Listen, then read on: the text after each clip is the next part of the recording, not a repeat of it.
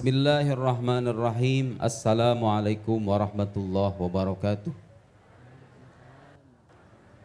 Alhamdulillah wassalatu wassalam ala habibina wa syafi'ina Rasulillah wa ala alihi wa sahbihi wa man walah wattaba'a hudah wa ba'd.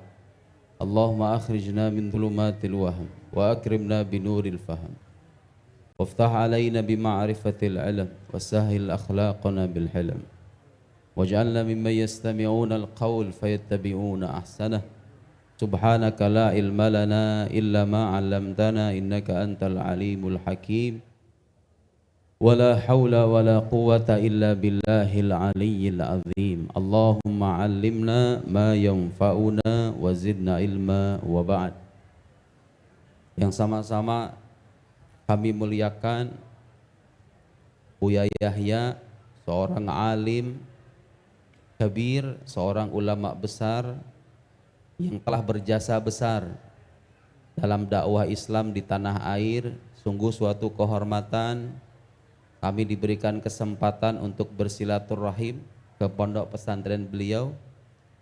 Yang kami hormati juga Abah Saif selaku mudir, para alim ulama, para masyayikh, para tamu undangan, para pejabat, bapak-bapak, ibu-ibu sekalian, semuanya kita sekarang melebur jadi satu.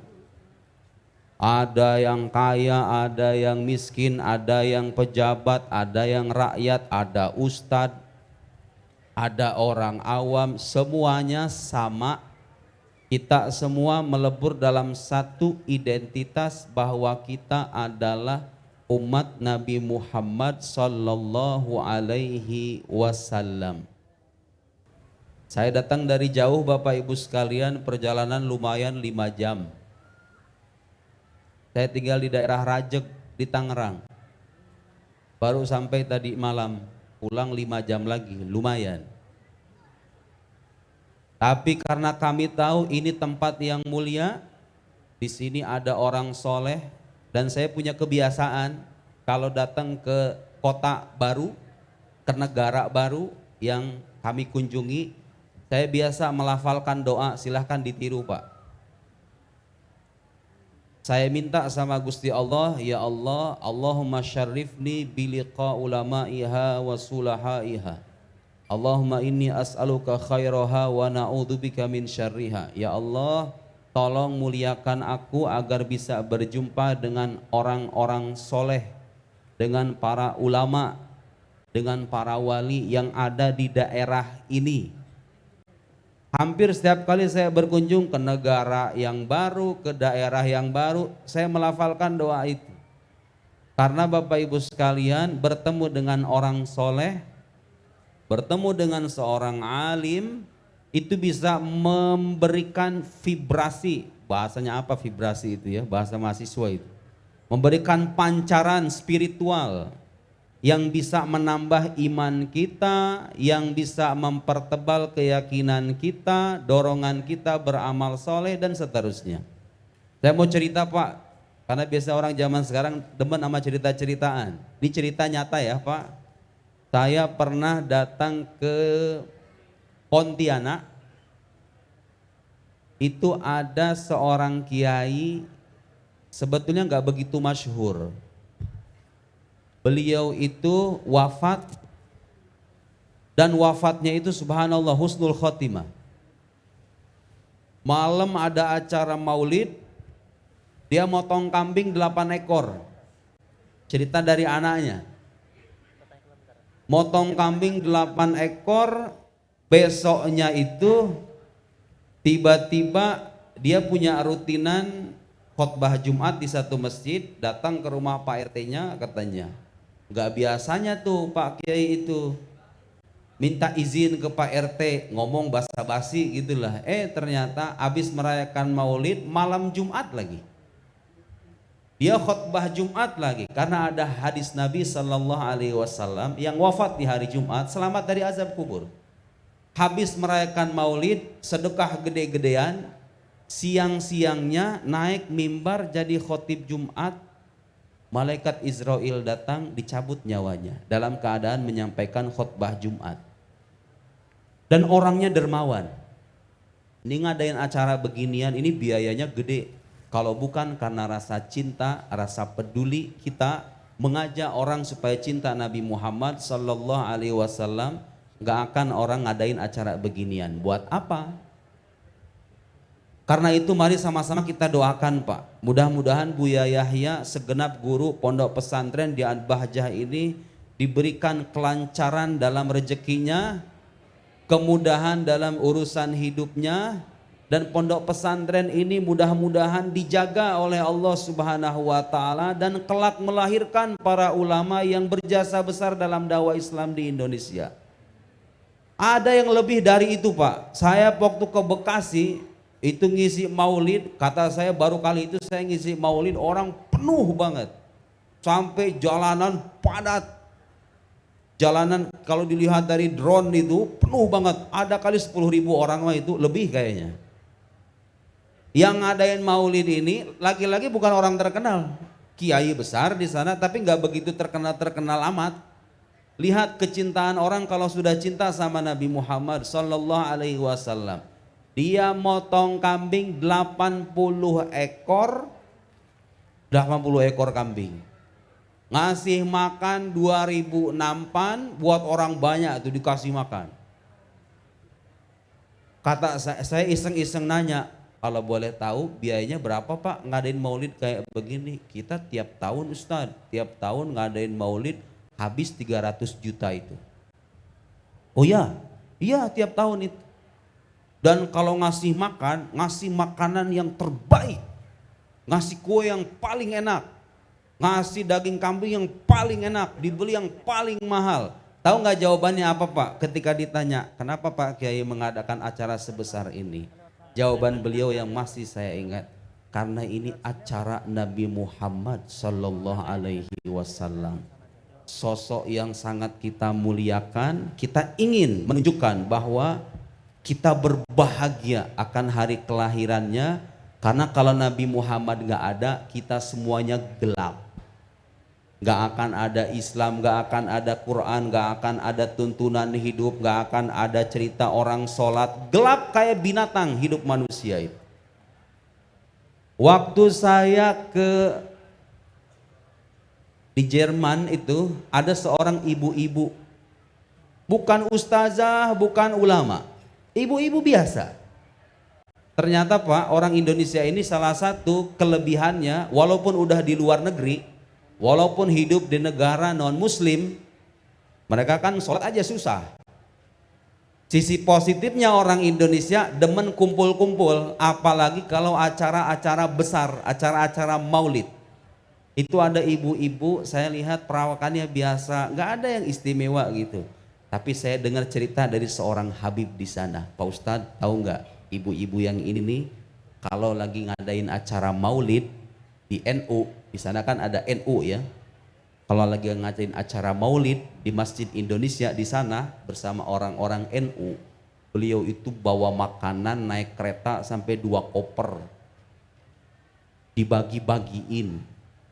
Naik kereta bawa sendiri makanan 2 koper, kue apalah itu di sana. Kan nggak gampang Pak kalau hidup di sana mah kayak begitu tuh. Di sini mah gampang. Ditanya kenapa ibu ngelakuin itu? Saya ingin membuat Nabi Muhammad bahagia. Allahu Akbar.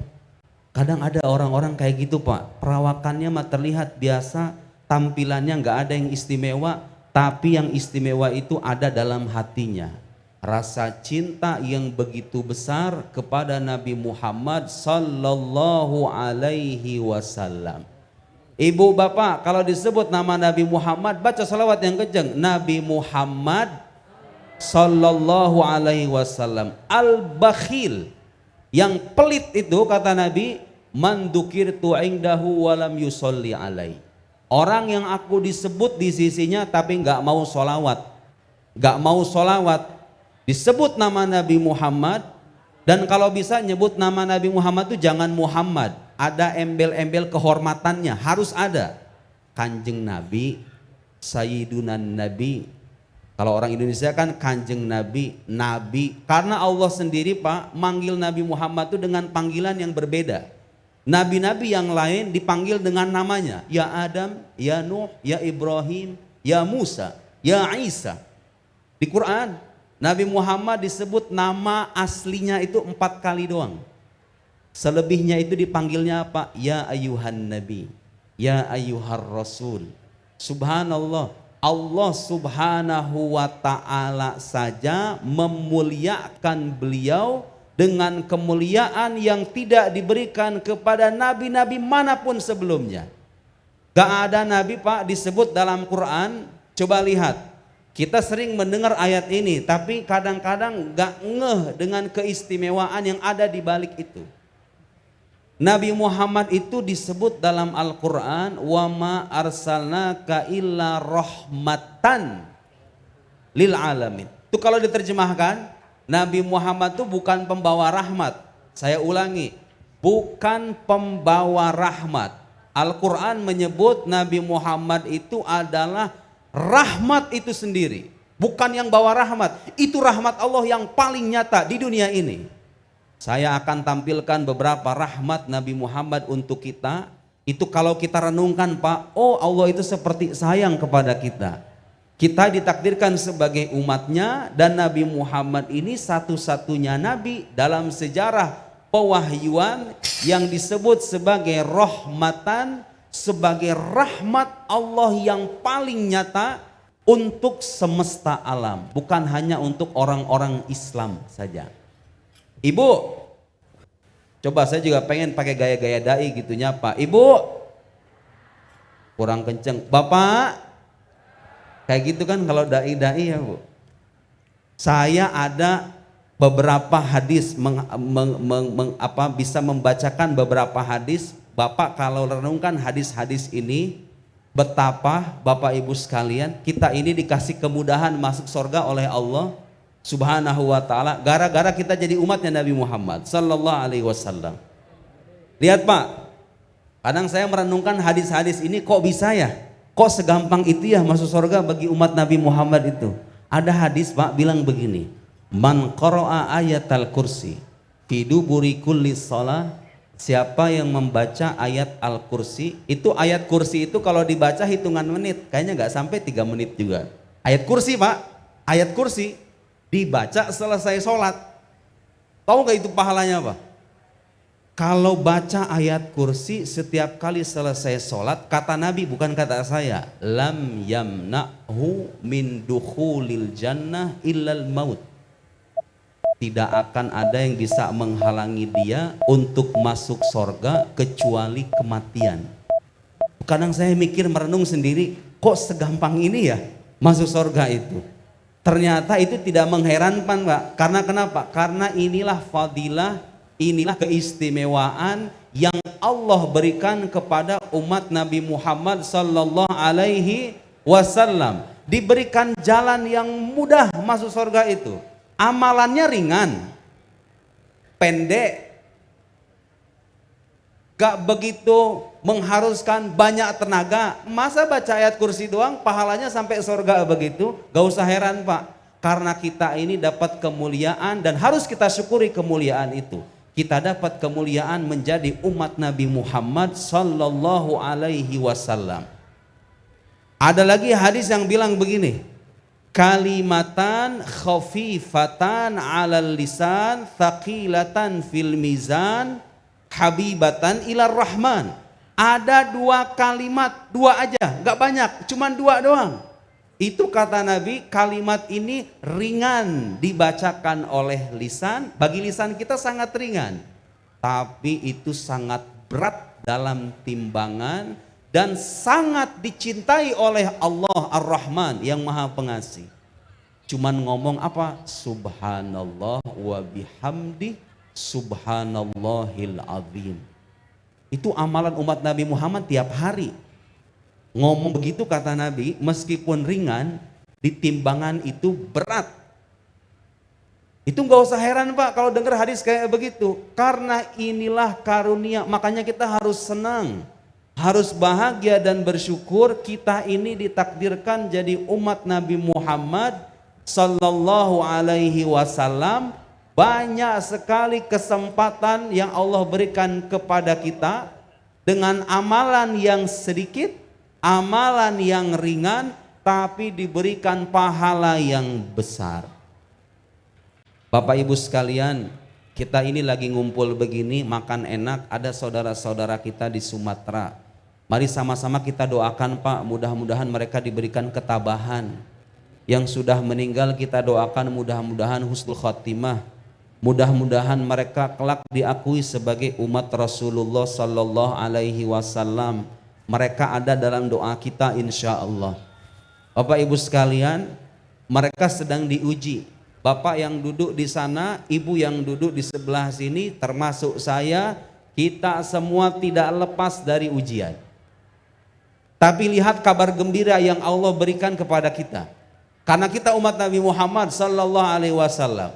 Bapak, sedikit ujian, walau sedikit, apalagi gede, Nabi memberikan kabar gembira.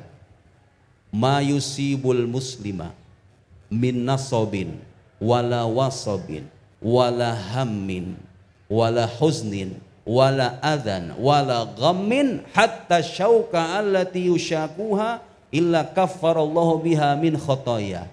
Tidaklah menimpa seorang muslim dari kelelahan, rasa sakit, lelah, gelisah, sedih, ada gangguan, sampai cucuk nempel di tangan, sakitnya ringan, sama Allah. Dengan semua itu dosa-dosa kita digugurkan. Tiap hari kita diwajibin sholat Pak, ternyata sholat juga tujuannya adalah menggugurkan dosa kita. Di antara manfaatnya, bukan tujuannya. Di antara manfaat sholat, kita disuruh sholat sama Allah itu supaya kita bersih. Karena Nabi bilang, mathalus sholawatil khams kamathali naharin ghamrin adbin bibabi ahadikum yaqtahimu fihi kulla yaumin khamsa marrat.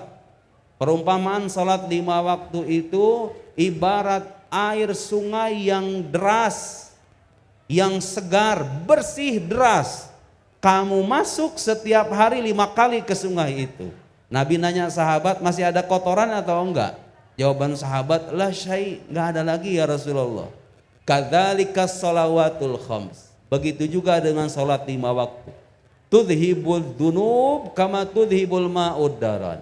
Dia menghapuskan dosa sebagaimana air menghapuskan kotoran. Tuh lihat, dari mulai kita bangun sampai kita tidur disuruh sholat, ternyata di antara manfaatnya buat kita pas kita mati, karena kalau orang mati kan udah pasti di antara 2 sholat. Kalau orang meninggal udah pasti di antara 2 sholat. Dikasih amalan sama Nabi, selesai sholat baca ini, kamu jadi ahli sorga. Kayak tadi itu ayat kursi. Sholatnya pun menggugurkan dosa. Toharohnya, wudunya umat Nabi Muhammad itu, saya bawa kitab. Di setengah perjalanan kemudian saya bawa kitab ini. Dalam kitab Hujjatul Alamin fi Mu'jizat Sayyidil Mursalin, disebutkan dalam kitab ini di akhirat kelak umat Nabi Muhammad itu bercahaya badannya. Bercahaya dari apa? Min atharil wudu, dari bekas wudu. Di akhirat itu Pak, ternyata di dunia juga ada hadisnya. Ketika orang berwudu, dosa-dosanya itu berguguran seiring dengan tetesan air terakhir yang mengalir dari jasadnya. Apa enggak rahmat, apa enggak sayang itu Allah sama kita. Berarti kalau begitu Allah pengennya kita masuk surga dong Ustaz. Emang iya. Neraka Allah siapkan bagi siapa? Bagi orang-orang yang enggak mau beriman, dikasih kesempatan belajar, diberikan kesempatan berpikir, diberikan panca indera, diberikan nafas, telinga, pandangan, segala aneka nikmat, dia nggak mau beriman. Sama Allah dikasih neraka, masa dikasih sorga? Dia nggak mau. Yang tidak mau, kita yang datang beginian ini, pasti dalam hati kita ada harapan. Saya banyak dosa Ustadz, banyak dosa. Tapi sebesar apapun dosa Pak, di hadapan ampunan Allah itu jauh lebih besar ampunan Allah ketimbang dosa kita. Apalagi kita dapat kemuliaan sebagai umat Rasulullah Sallallahu Alaihi Wasallam. Kita nih yang beginian Pak, yang lagi berzikir, yang lagi sholat, yang lagi beramal soleh ini, amal kebaikan kita itu diperlihatkan kepada Nabi Muhammad. Turadu alayya amalukum. Tuh lihat, Nabi itu sekarang masih menjadi Rasulullah. Jangan bilang Nabi itu udah mati. Beliau itu dengan ruhnya masih membersamai umatnya. Beliau hanya berpindah alam dari alam dunia ke alam barzakh. Hidup atau tidak? Hidup. Amal kebaikan kita diperlihatkan kepada Rasulullah. Turadu alayya amalukum. Fama ra'aitu min khairin hamidtullah wa ma ra'aitu min syarrin istaghfartullaha lakum. Amal kalian diperlihatkan kepadaku, yang baik aku memuji Allah. Kalau ada yang beramal soleh, Nabi Muhammad senang dan memuji Allah Subhanahu wa ta'ala. Kalau amalannya jelek, umatnya suka berbuat maksiat, dengan catatan tidak mengentengkan perbuatan maksiat ya. Rasulullah itu meminta ampun kepada Allah buat kita yang bermaksiat. Apa bukan rahmat itu? Jadi ketika Allah menyifati Nabi Muhammad sebagai rahmat, itu betul-betul rahmat dalam arti yang sesungguhnya. Pertama-tama rahmat buat kita dan rahmat untuk alam semesta. Syekh Yusuf An-Nabhani dalam kitab ini, dia juga menjelaskan, nanti di alam akhirat syafaat Nabi Muhammad itu berlaku bagi semua orang. Ada syafaat beliau yang disebut dengan syafaatul uzma, syafaat yang agung. Syafaat yang agung ini bukan hanya untuk orang-orang beriman, Pak. Ternyata orang kafir pun dapat syafaatnya Nabi. Dari mana dapat syafaatnya Nabi? Bukan masuk surga. Dapat syafaat Nabi karena mereka diringankan azabnya. Akan ada masa kita ngumpul di padang mahsyar, orang itu takut. Saking takutnya di padang mahsyar itu, haulul mauqif. Dalam istilah riwayatnya haulul mauqif, kegentingan. Ada episode di mana kita semua merasakan kegentingan yang sangat dahsyat. Saking menakutkannya sampai-sampai disebutkan dalam riwayat orang itu berharap masuk ke dalam neraka. Saking menakutkannya itu momen itu. Mending masuk neraka aja daripada di sini terus. Nabi Muhammad Sallallahu Alaihi Wasallam datang memberi syafaat, selesai. Diberhentikan mauqif itu. Kegentingan itu diberhentikan sehingga orang kafir pun mendapatkan syafaat Nabi Muhammad Sallallahu Alaihi Wasallam. Bapak Ibu sekalian, hidup kita ini gak selamanya berjalan sesuai dengan yang kita mau. Tapi lagi-lagi Allah memberi kabar gembira. Ini kabar gembira bagi kita, terutama saudara-saudara kita tuh yang lagi dikena musibah. Ya Allah ya Karim. Allah Subhanahu wa ta'ala memberikan kabar gembira kepada orang-orang beriman yang mendapatkan ujian. Walladzina sabaru ibtigha'a wajhi rabbihim wa aqamus salata wa anfaqu mimma razaqnahum sirran wa alaniyah wa yadra'una bil hasanatis sayyi'ah ulaika lahum uqbaddar jannatu adni yadkhulunaha wa man salaha min abaihim wa azwajihim wa dzurriyyatihim wal malaikatu yadkhuluna alaihim min kulli bab. Ini ayatnya. Salamun alaikum bima sabartum fa ni'ma uqbaddar. Allahu akbar. Nanti ada masa di alam akhirat itu Allah menyambut, malaikat menyambut. Siapa yang disambut itu Pak?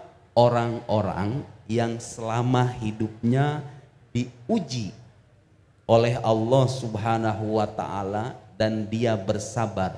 Salamnya malaikat ke orang-orang itu bunyinya kayak tadi. Salamun alaikum. Salam sejahtera untuk kalian. Bima sobartum, atas kesabaran kalian. Fa ni'ma uqbaddar. Itulah tempat persinggahan yang paling baik. Jadi malaikat itu ngasih sambutan Pak. Sama siapa? Sama orang-orang yang dalam hidupnya umat Rasulullah ini nih. Umat Rasulullah ini nanti masuk surga itu yang paling depan. Kata Syekh Yusuf An-Nabhani. Ini kalau acara beginian kadang-kadang saya nggak fokus kalau baca kitab. Tapi saya bacakan inti-intinya. Syekh Yusuf An-Nabhani bilang umatnya Rasulullah itu yang paling depan masuk surga yang pertama kali dibangkitkan di padang mahsyar, yang pertama kali dihisab, dan hisabnya ini banyak keringanannya. Yang pertama kali masuk sorga, yang pertama kali dan paling depan melewati jembatan Sirat, nabinya di depan, umatnya di belakang. Di belakangnya siapa? Ya umatnya nabi-nabi yang lain ditaruh di belakang, Pak. Subhanallah. Ulamanya umat Rasulullah ini disebutkan keambia Bani Israel, seperti para nabinya Bani Israel, saking banyaknya. Coba, makanya kita nggak butuh nabi baru lagi, Pak. Nggak butuh nabi baru lagi karena umatnya punya ulama yang sudah sedemikian banyak menjelaskan syariat Nabi Muhammad sedemikian lengkap dan detail. Kita nggak perlu lagi nabi baru.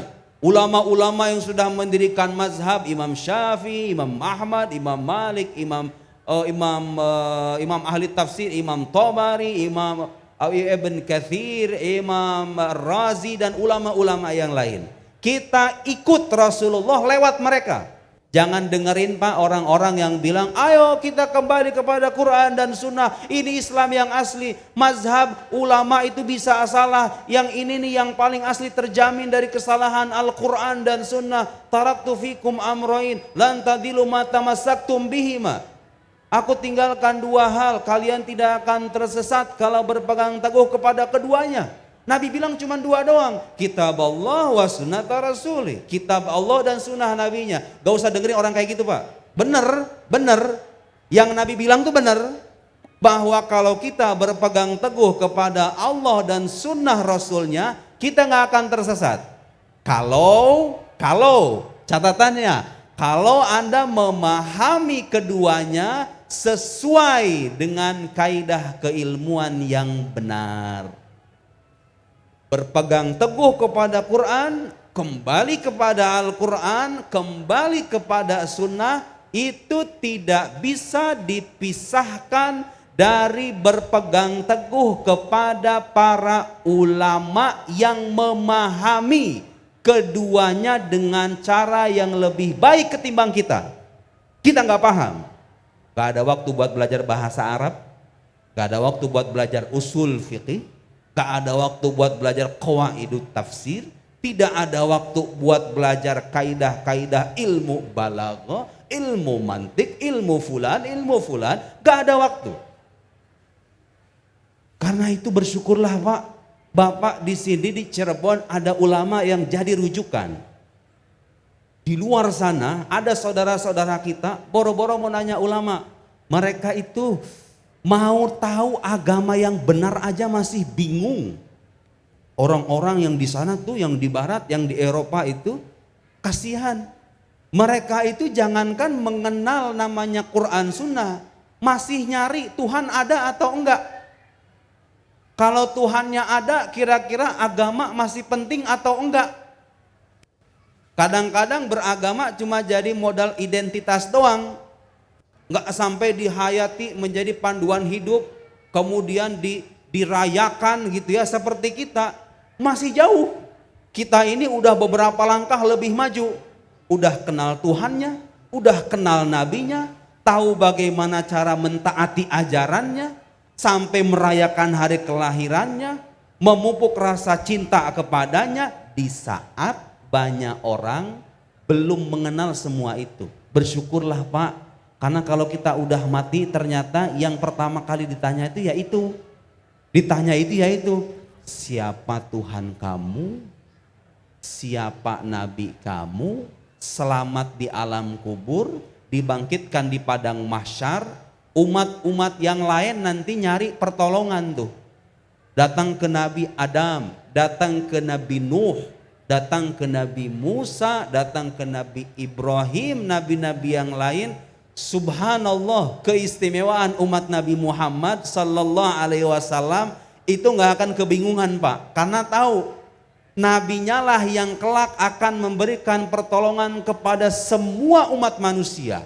Langsung tahu alamat nabinya, bangun dari tempat tidur, bangun dari alam kubur, langsung bertemu dengan nabinya. Nabi menyambut kita dengan haud, dengan air telaga yang kalau kita minum kita tidak akan haus selama-lamanya. Baru kita menyeberang Sirat, dan Nabi itu ada di samping kita. Ketika kita menyeberang sirat, ketika hisab ditegakkan, ada hisabul amal, perhitungan amal. Itu momen paling menakutkan. Nanti itu ada momen paling menakutkan bagi rapot amal kebaikan, keburukan kita ditimbang. Nabi Muhammad ada di samping kita. Dalam riwayat dikatakan begitu, membersamai umatnya, baik sekarang maupun di masa yang akan datang. Jadi sekarang Pak, Nabi Muhammad itu jangan dibayangkan terputus hubungannya dengan kita. Tidak. Walau annahum idzalamu anfusahum ja'uka fastaghfarullaha wastaghfara lahumur rasul lawajadullaha tawwabar rahim. Seandainya mereka ketika menzolimi diri mereka itu datang kepadamu wahai Muhammad, datang ke Nabi Muhammad. Kenapa enggak langsung sama Allah aja sih Ustadz? Dengerin, Allah subhanahu wa ta'ala itu maha dekat dengan hamba-hambanya. Gak ada penghalang antara Allah dengan hambanya. Kita yang jauh Pak, jauh dengan kelalaian kita, jauh dengan dosa-dosa kita, jauh dengan kemaksiatan kita. Kalau mau tobat kita diterima oleh Allah, Quran ngasih panduan. Seandainya ketika mereka menzolimi diri mereka itu datang kepadamu wahai Muhammad, ja'uka fastaghfarullah, datang dulu ke Nabi baru minta ampun kepada Allah. Ya nggak harus ke Madinah, datang ke Nabi itu maknanya bukan berarti harus datang ke Madinah, ziarah ke makam Nabi, bukan. Baca sholawat, baca sirohnya, datang ke majelis maulid, baca barzanji, tanamkan rasa cinta. Jadi kalau orang manggil, ya Rasulullah, ya Rasulullah aghithna, ya Rasulullah ajirna, ya Rasulullah, manggil ya Rasulullah itu nggak musyrik Pak. Karena nggak ada orang Islam yang menyembah Rasulullah. Manggil Rasulullah karena itulah salah satu sandaran kita agar kita diterima di sisi Allah subhanahu wa ta'ala. Sekarang muncul zaman Pak orang kayak begitu. Gampang memusyrik-musyrikkan, membid'ah-bid'ahkan, mengkafir-kafirkan orang gara-gara hal semacam itu. Dibilangnya kalau orang datang bertawassul dengan Nabi Muhammad itu musyrik. Ziarah ke makam Nabi Muhammad itu maksiat. Bapak mungkin heran ya. Saya karena belajar tahu ada ulama yang ngomong kayak gitu. Ulama dari belahan sono tapi yang bilang kalau ziarah ke makam Nabi Muhammad itu maksiat Pak. Astagfirullahaladzim. Astagfirullahaladzim.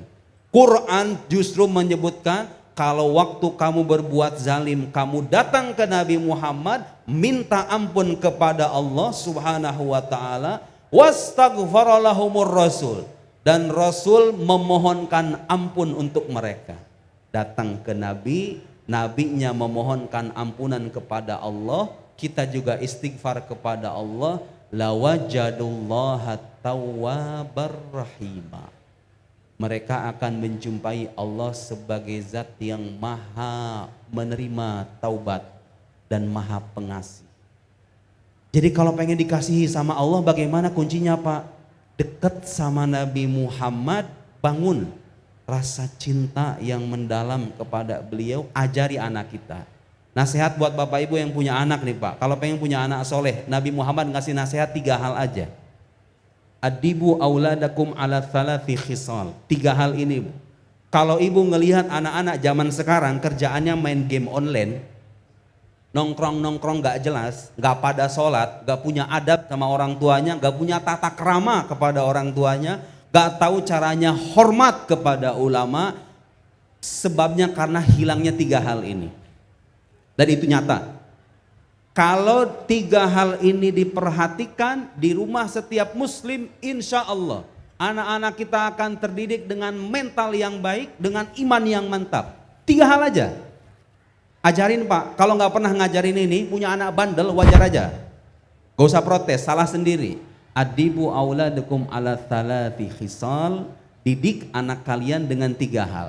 Termasuk santri juga, pesantren, sekolah, lembaga-lembaga pendidikan yang merasa nggak berhasil dan gagal membentuk karakter anak, kurang 3 hal ini berarti.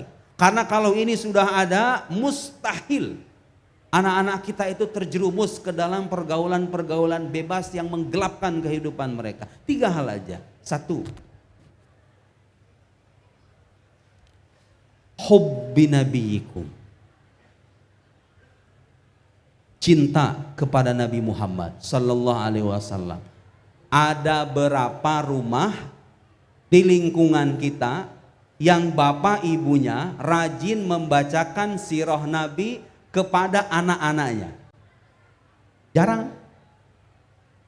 Ada berapa rumah di kalangan kaum muslim di negeri kita yang ayahnya, ibunya punya perhatian serius menanamkan rasa cinta Nabi Muhammad dalam hati anak-anaknya? Jarang. Buktinya apa? Kalau ditanya anak zaman sekarang, Nabi Muhammad lahirnya kapan, wafatnya kapan, anaknya ada berapa, mukjizatnya apa? Geleng-geleng kepala itu. Karena hidupnya rusak dengan handphone.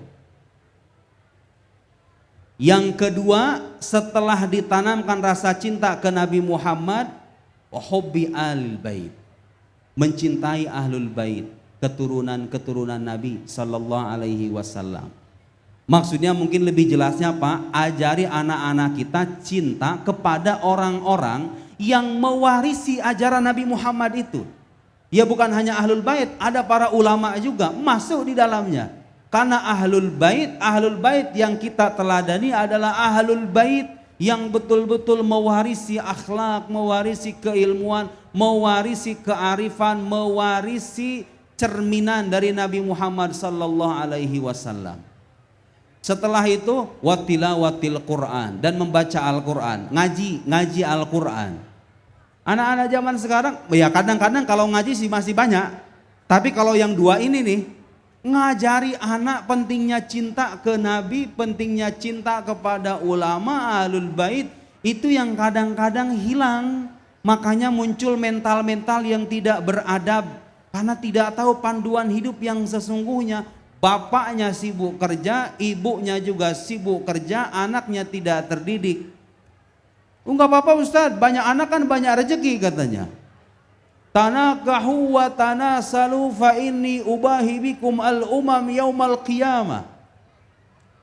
Nikah kalian, perbanyak keturunan, nanti aku akan berbangga-bangga di hadapan umat-umat pada hari kiamat nanti. Ada orang-orang memahami hadis ini nyangkanya kita harus memperbanyak anak aja, lupa bahwa banyak anak itu banyak kewajiban, banyak tanggungan, banyak masalah. Bener gak Bu? Banyak masalah, banyak kewajiban, banyak tanggungan. Kalau nggak sanggup, nggak usah bikin anak banyak-banyak. Bikin dikit, yang penting dididik. Udah mah dikit nggak dididik lagi. Yang terjadi sekarang begitu. Anak-anak kita itu dididik jadi orang pinter doang. Di sekolah-sekolah itu matematika, diajarkan ilmu-ilmu humaniora, diajarkan ilmu-ilmu eksak, diajarkan ini, diajarkan itu. Tapi mana bagiannya, belajar agamanya mana? Untuk pendidikan moralnya, mana pendidikan buat dia mencintai nabinya? Mana di sekolah-sekolah kita yang mengajarkan, ayo nak kita mencintai Nabi Muhammad, ini sejarah hidupnya? Jarang. Makanya muncul generasi kayak begitu Pak zaman sekarang. Gak tahu bagaimana caranya menjalani hidup, gak punya kompas kehidupan, gak diajari sama orang tuanya, gak diajarkan oleh sekolahnya, rusak serusak-rusaknya. Ternyata memang kuncinya begitu. Kalau kita mau hidup kita lebih baik, anak kita lebih baik, pendidikan kita lebih baik, Allah Subhanahu wa ta'ala menurunkan Nabi Muhammad sallallahu alaihi wasallam untuk kita jadikan teladan, masuk ke dalam hati seorang muslim. Cahaya Nabi Muhammad itu tidak mungkin menyatu dengan kegelapan. Kalau cahaya cinta sudah masuk, hati kita diselimuti rasa cinta yang mendalam kepada Rasulullah sallallahu alaihi wasallam, mustahil kita terjebak dalam kegelapan. Kalau mau hidup kita terbimbing, itu kuncinya Pak. Nabi Muhammad ini raja, bukan raja dalam arti sungguhnya, sosok yang sangat dimuliakan oleh Allah Subhanahu wa ta'ala. Masuk sorga, saya baca di kitab, mau masuk sorga aja Pak, itu Nabi itu yang pertama kali menjembatani sirat, di belakangnya itu putrinya. Jadi nanti kalau kita masuk sorga, yang pertama kali buka pintu sorga, yang di tangannya ada kunci sorga, itu Nabi kita. Di belakangnya nomor 2 itu Sayyidah Fatimah. Sayyidah Fatimah Az-Zahra. Saya baca di keterangan Syekh Yusuf An-Nabhani, beliau bilang, waktu Sayyidah Fatimah menyeberang Sirat itu, semua makhluk disuruh menunduk begini. Malaikat, manusia, jin, semuanya disuruh nunduk. Fatimah bintu Muhammad akan lewat. Betapa dimuliakannya coba itu, putrinya beliau. Nabi Muhammad itu punya kedudukan sangat istimewa. Kalau kita mau menjadi hamba yang mendapatkan cipratan dari keistimewaan itu, jalannya tidak ada jalan lain kecuali kita mendekat dengan hati kita, dengan perbuatan kita, supaya kita dilihat. Bahasa orang zaman sekarang mah caper. Caper sama Nabi itu gimana caranya? Ya banyak beramal soleh, banyak membantu umatnya, berkhidmat kepada umatnya, membantu dengan apa yang kita bisa, mendidik anak kita supaya cinta kepadanya, dan seterusnya. Masuk sorga setelah putrinya, baru kita nyusul di belakang. Umat-umat yang lain Allah letakkan setelah kita. Coba, kalau tidak ada kenikmatan lain selain kenikmatan menjadi umat Rasulullah Sallallahu Alaihi Wasallam, ketahuilah bahwa nikmat yang kita dapat itu sudah lebih dari cukup. Lebih dari cukup. Kalau kita diuji, nanti juga ada balasannya. Justru ujian itu menjadi jembatan kita mendapatkan makom yang tinggi di sisi Allah Subhanahu wa Ta'ala. Bapak Ibu sekalian, mari kita sama-sama tanamkan. Saya mengajak diri saya sendiri, mengajak diri kita semuanya. Pada akhirnya amal soleh kita itu sedikit. Kalau ditimbang-timbang, lebih banyak kelalaiannya Pak, kita itu ketimbang amal solehnya. Tapi untungnya kita semua ditakdirkan oleh Allah Subhanahu wa Ta'ala sebagai umat Rasulullah Sallallahu Alaihi Wasallam, dan menjadi umat Rasulullah Sallallahu Alaihi Wasallam adalah sebaik-baiknya nikmat, sebaik-baiknya karunia yang kalau saja kita resapi, kita akan senantiasa hidup optimis selama menjalani kehidupan di dunia ini. Saya kira waktu saya sudah habis ya panitia. Ada yang ceramah setelah saya setelah ini. Berapa menit lagi saya ceramah ini Pak Ustadz? 5 menit lagi. 5 menit lagi. 5 menit lagi saya buka kitab aja lah. Ya Allah ya Karim. Ibu tolong doakan saya ya Bu, kalau saya nggak ada suatu saat nanti, saya datang ke sini dengan niatan ya Allah mudah-mudahan saya dikenal sama orang Cirebon. Saya minta didoain kalau saya suatu saat nanti tidak ada, kita semua saling menggandeng. Umat Nabi Muhammad ini keistimewaannya apa Pak? Yang taat membimbing yang maksiat. Yang maksiat minta ditolong sama yang taat. Makanya Pak, hindari itu. Jangan tiru akhlak sebagian umat Nabi Muhammad yang suka mengkafir-kafirkan itu. Rasulullah itu sayang sama kita, pengen kita masuk surga semuanya. Lah sekarang ada sebagian orang yang suka mengkafir-kafirkan itu, bidah-bidahin, kafir-kafirin. Orang udah masuk ke sini dikeluarin sama dia. Nabi itu pengen kita itu masuk ke surga. Bahkan ada riwayat menyebutkan ketika Allah menurunkan ayat dalam surat Ad-Duha, wala saufa yu'tika rabbuka fatarda. Allah akan memberikan karunia kepadamu wahai Muhammad sampai engkau ridho, sampai engkau ridho. Dan riwayat menyebutkan, dalam riwayat disebutkan Nabi Muhammad tidak ridho kalau ada umatnya yang masuk neraka.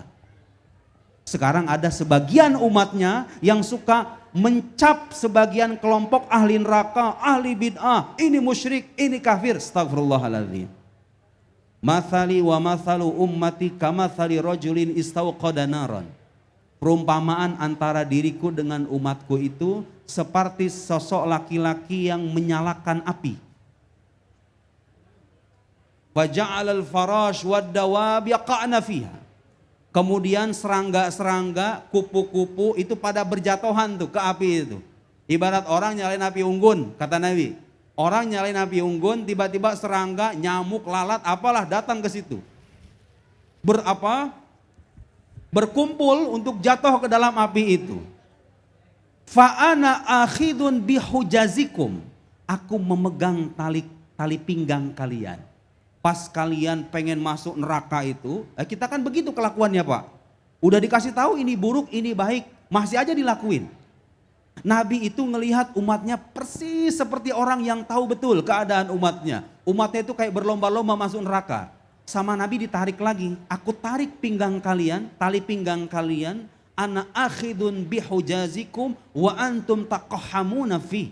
Tapi kalian terus menerus jatuh ke situ. Ditarik satu-satu. Ditarik yang satu, datang lagi yang kedua, pengen jatuh lagi ke api. Ditarik lagi. Gitu kerjaan Nabi itu. Di alam barzahnya begitu sekarang itu. Jangan bayangkan hubungan kita itu terputus. Nabi itu ingin menyelamatkan kita. Hanya saja kadang kitalah yang kadang-kadang lupa dengan keberadaan Nabi kita sendiri.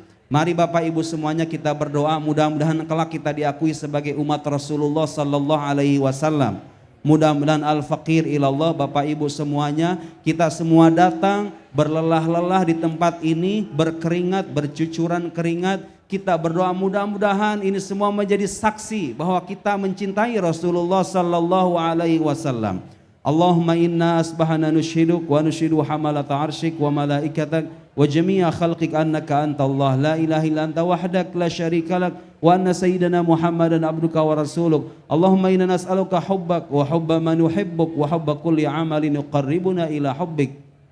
Allahumma inna nas'aluka ya Rabbana. Allahumma inna natawassalu ilaika bihabibika Muhammadin sallallahu alaihi wasallam an taghfira dhunubana wa tukaffira sayyiatina wa an tubarika fi a'marina wa fi awqatina wa fi a'malina wa an tubarika li hadzal ma'had wa jami' asatizatihi wa talabatihi wa tuwaffiqhum ila ma tuhibbu wa tarda ya rabbal alamin. Rabbana zalamna anfusana wa illam taghfir lana wa tarhamna lanakunanna minal khasirin. Rabbana taqabbal minna innaka antas samiul alim wa tub alaina innaka antat tawwabur rahim. Rabbana atina fid dunya hasanah wa fil akhirati hasanah wa qina adzabannar. Subhana rabbika rabbil izzati amma yasifun. Wassalamun alal mursalin walhamdulillahi rabbil alamin. Al-Fatihah. A'udzu billahi minasy syaithanir rajim. Bismillahirrahmanirrahim. Alhamdulillahi rabbil alamin. Ar-Rahmanir Rahim. Maliki yaumiddin. Iyyaka na'budu wa iyyaka nasta'in. Ihdinas siratal mustaqim. Siratal ladzina an'amta 'alaihim ghairil maghdubi 'alaihim waladdallin. Subhanakallahumma wa bihamdik asyhadu an la ilaha illa anta nastaghfiruka wa natubu ilaik. Wa sallallahu ala sayyidina Muhammad wa ala alihi wa sahbihi wasallam. Wassalamualaikum warahmatullahi wabarakatuh.